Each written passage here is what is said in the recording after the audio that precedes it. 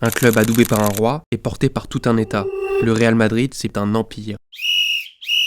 Le Real Madrid, ce n'est pas juste un club, c'est une dynastie, un symbole d'excellence et de pouvoir, mais derrière les trophées, il y a des liens avec l'État, avec les élites et surtout avec la monarchie.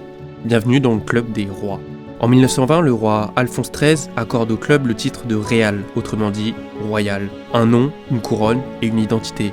Depuis, la monarchie espagnole n'a jamais vraiment quitté les tribunes de Bernabéu.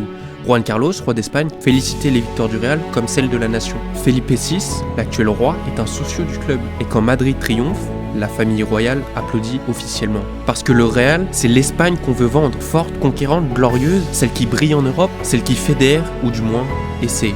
Car derrière les terrains, il y a les coulisses. Florentino Pérez, patron du club, est aussi l'un des hommes les plus puissants du pays. À la tête d'un géant du BTP, il construit des ponts, des routes, surtout des empires. Les rénovations du stade, subventionnées. La dette du club, restructurée. La visibilité mondiale du Real, utilisée par les institutions pour attirer les investisseurs. Madrid vend son art, sa monarchie et surtout son club. Le Real Madrid, c'est la vitrine dorée du pouvoir espagnol. Un outil de prestige, un moteur diplomatique, une arme de séduction. Face à ce géant d'État, le FC Barcelone incarne le contre-pouvoir, pas pour ses résultats, mais pour ce qu'il représente. Une Espagne plurielle, contestataire, indépendante. Et à chaque Classico, ce n'est pas juste un match, c'est un affrontement symbolique entre Madrid et la Catalogne, entre ceux qui tiennent les rênes et ceux qui veulent s'en libérer. Et si le Real Madrid, ce n'était pas juste du football, mais le miroir d'un pays où le pouvoir, l'argent et le prestige ne se séparent jamais. Un club qui incarne l'État, le capital et la royauté. Un club qui, à chaque victoire, vous rappelle une chose, ici on ne joue jamais très loin du trône.